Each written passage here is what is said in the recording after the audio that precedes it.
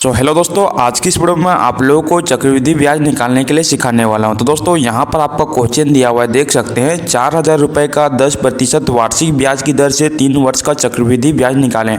तो दोस्तों देख सकते हैं मूलधन बराबर यहाँ पर हमारा दिया हुआ है 4,000 रुपये। तो यहाँ पर मूलधन के स्थान पर 4,000 लिखेंगे।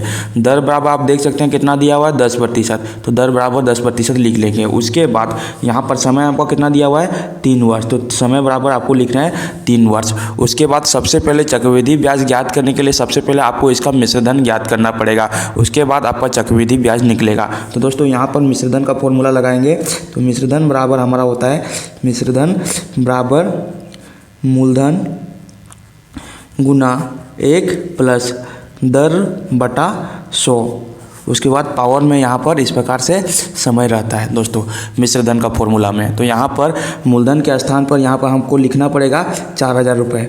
उसके बाद गुना 1 प्लस दर आपका कितना दिया हुआ है दोस्तों 10%, बटा में कितना है 100 है। उसके बाद पावर में समय कितना है दोस्तों 3 वर्ष। तो यहाँ पर क्यूब के रूप में 3 वर्ष हो जाएगा। उसके बाद देख सकते हैं यहाँ पर ऊपर वाला 1 जीरो कैंसिल हो जाएगा, नीचे वाला 1 जीरो कैंसिल हो जाएगा। उसके बाद यहाँ पर आपको लिखना है नीचे में बराबर देके 4,000 गुना 1 प्लस 1/10 है यहाँ पर। तो यहाँ पर आपको लिखना पड़ेगा 1 प्लस 1/10 को आप 11/10 के रूप में भी लिख सकते हैं 11/10। उसके बाद क्यूब के रूप में यहाँ पर समय हमारा दिया हुआ है, इस प्रकार से क्यूब के रूप में दिया हुआ है। तो दोस्तों क्यूब का मतलब होता है 11/10 को आप 3 बार लिख सकते हैं। तो यहाँ पर आपको लिखना पड़ेगा बराबर दे के नीचे में 4,000 गुना 11/10 गुना 11/10 गुना 11/10, मतलब 3 बार आप इसको लिख सकते हैं। नीचे देख सकते हैं 1 जीरो है दोस्तों, ऊपर में 1 जीरो है। 1 जीरो से 1 जीरो कैंसिल हो जाएगा, नीचे 1 जीरो कैंसिल हो जाएगा, ऊपर 1 जीरो कैंसिल हो जाएगा, नीचे 1 जीरो कैंसिल हो जाएगा, ऊपर 1 जीरो कैंसिल हो जाएगा। तो यहाँ पर आपका बचेगा ओनली सिर्फ बचेगा 4 गुना 11 गुना 11 गुना 11।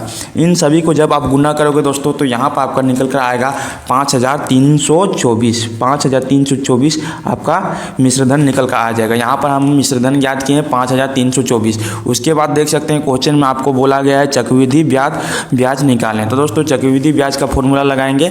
सबसे पहले हमने मिश्रधन ज्ञात कर लिया, उसके बाद यहाँ पर आपको चक्रवृद्धि ब्याज का फॉर्मूला लगाना पड़ेगा। तो चक्रवृद्धि ब्याज बराबर आपका होता है मिश्रधन घटाव मूलधन। तो यहाँ पर मिश्रधन घटाव मूलधन का फॉर्मूला हम यहाँ पर लगा देंगे।